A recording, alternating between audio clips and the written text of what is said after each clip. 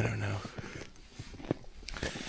20 pounds of gear on between the bag, the seat, the rifle, maybe 25. Then factor in that I'm extremely out of shape. Makes for some good cardio. Up camp, a phrase commonly heard if you're from Western Pennsylvania. It refers to a physical place, but also a state of mind. It's the deer camp, the fishing hole, a cabin, or a getaway you always go up to, despite its geographical location. I spent most of my adult life inside comedy clubs, but some of my best memories were made outside, hunting and fishing the surrounding properties of my grandparents' single-wide paradise. So sit back and maybe have a few laughs at my successes and failures as I look to reconnect with a simpler time. I'm Collin Chamberlin, and I'm headed up camp. Welcome back to another episode of Up Camp with Collin Chamberlin. I am Collin Chamberlin. If you haven't already, please like and subscribe to this channel, and go ahead and give us a follow on Instagram. That would be very appreciated. Pennsylvania, late season rifle.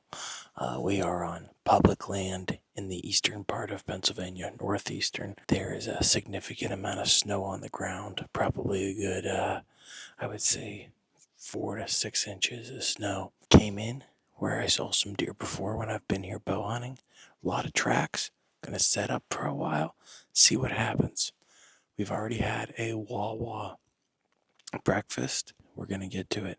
Thanks for watching this episode of Up Camp with Collin Chamberlin. What I'm hoping is these deer, if they're coming through here, they're going to walk through the bottom, and then least path of resistance is going to be up past me, like this way, to go behind me. So to come from in front of me, down and around. So I'm hoping if anything's moving through here, it's going to have to go past me in one direction or another. Little bit hungover today. Went to my fiance's work Christmas party last night. Open bar. Decided to make good use of that for the 2 hours we were there. Had, 3 to 7 red wines, and like one steak skewer. When I woke up at 4 o'clock this morning, or whatever it was, 3:30, there was some rumbling in my tumbling, if you know what I mean. The head was a little foggy. The belly was a little bubbly. I got the cure-all. I stopped and got a Wawa breakfast sizzly and a cup of coffee. Can face the world now. It really just feels like these places are throwing these parties to be like, hey, I know every day coming to work is a living hell. I realize that you hate being here, that the only satisfaction you get is when you get to clock out and get on a train or a bus or into your car and go home. That's it. Maybe a 5 to 10 minute break you take to go and, grab a smoke or get yourself a little lunch, a little bowl, a little salad bowl. Despite all these terrible things, here is a Christmas party. Here is a steak and vegetable skewer and salmon on a mini potato pancake. Does that make up for it? Does that make up for living in fear every day of losing your job potentially? I hope so. Happy holidays. There should be a party once a month for anybody, any employee of an office that doesn't quit or snap out in the break room and throw a toaster against the wall.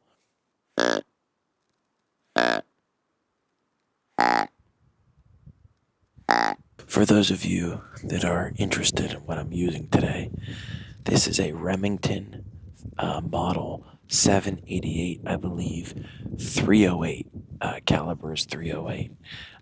I've had this deer rifle for 15 years almost. It was a gift from my grandfather. It has a Redfield 3x9 scope on it. I have this sighted in at 25 yards. That's where I sight in at. I can hit out to 50 very confidently with this. Where I'm hunting, there's no clear shots after 50 yards. Absolutely nothing. In this Pennsylvania woods, this mountainous woods area, very rarely are you going to have a long shot unless you're hunting something that's a clearing. You know, if you're in a stand that looks out into a field or something like that. This is a great gun. It's an old gun. I'm hoping to, get something with it this year. But if not, it's always just fun to get it out of the closet and sight it in. It always amazes me every time I get this gun out how it still shoots so accurately. All right, we're going to get mobile here. Been sitting for about, 3.5, 4 hours, maybe 3, and haven't seen anything moving. Hit the grunt call a couple times, didn't really do anything. So I'm gonna walk slowly through this creek bottom where I've seen some tracks, see if there's any more sign. I know there's a clearing down quite a bit that way. I'm also freezing, so it'll be good to get the blood moving a little bit.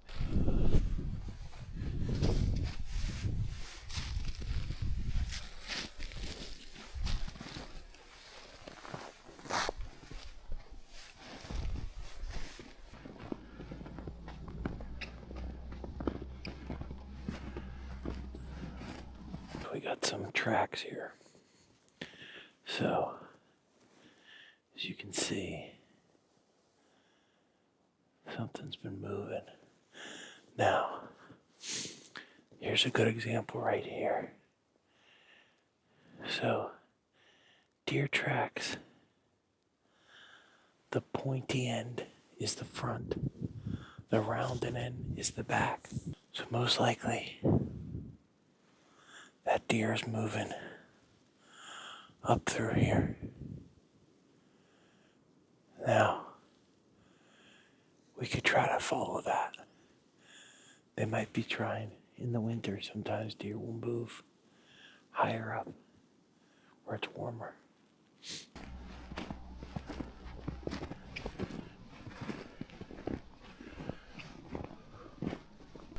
Well, we've been a little more mobile than I usually am when I'm deer hunting.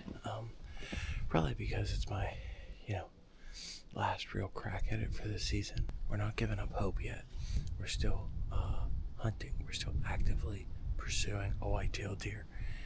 I'm gonna sort of make a big loop, probably back to where I started, and get back into that bottom there, into that holler, and set up for the last few hours of the day.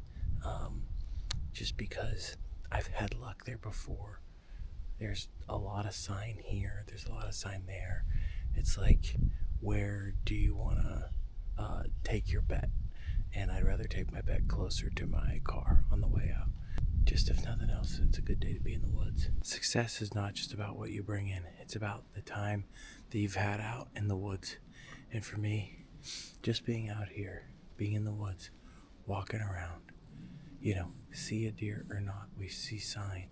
That's exciting. And that's a successful hunt for me, just being out and being a part of it. Or, whatever, some bullshit like that.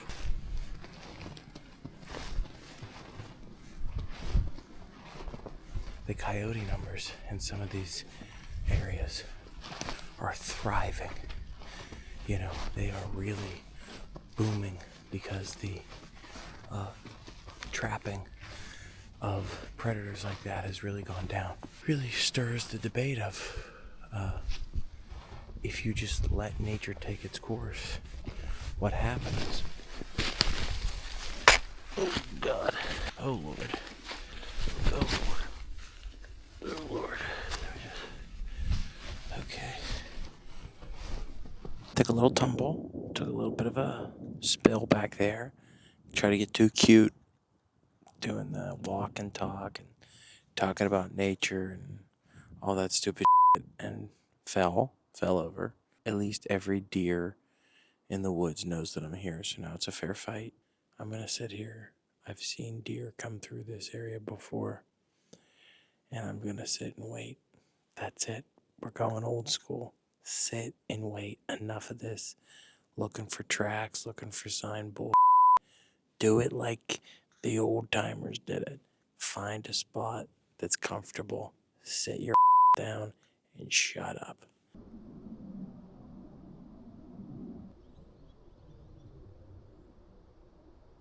We're gonna pack up and head to the car. Sun is starting to set and the snow is starting to pick up, and I do not want to get stuck out here in the Poconos. It's not my honeymoon, and it's not 1991, so I definitely don't want to spend the night in the Poconos. Maybe we'll do a quick gear breakdown of what I have at the car, depending on the weather, but we'll catch you back at the car, and we'll see what happens. Well, gang, as you can see, we're not in the car. We're back at my apartment in Queens. After about a 2.5-hour drive, we're home.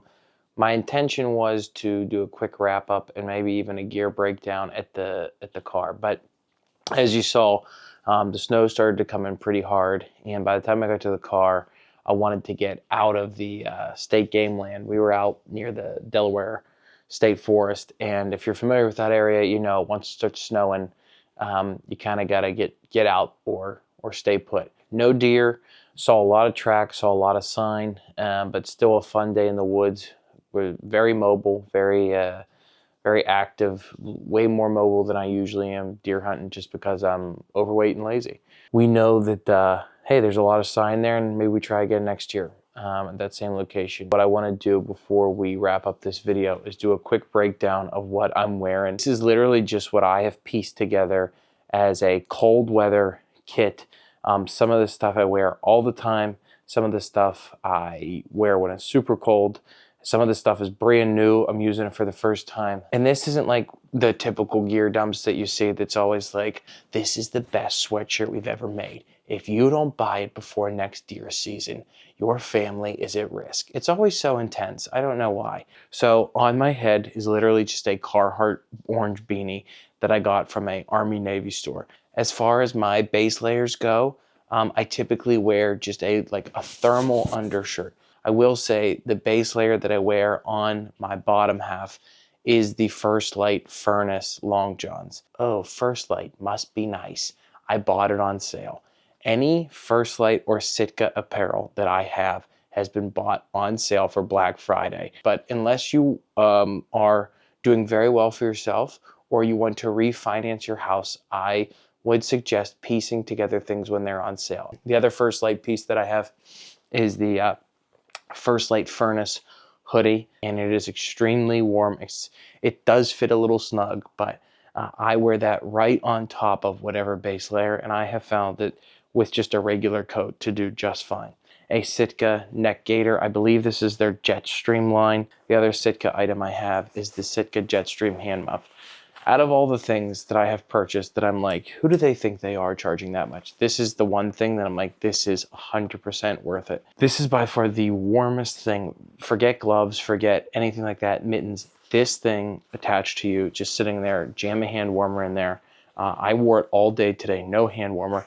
The pocket on front is clutch. I've seen a lot of these hand warmer muffs that don't have a pocket. As far as a coat, I just wear this Redhead puffer. It's blaze orange. It's reversible, so it's blaze orange, like a fleece material on the this technically the inside, but I've reversed it today, and then sort of a puffer camo material. I got that at Cabela's, I think, for $50. The bibs that I was wearing today, they're Habit bibs. I got them at a Dunham's, I think, last year on Black Friday for like $80. I would give them a B-, C+.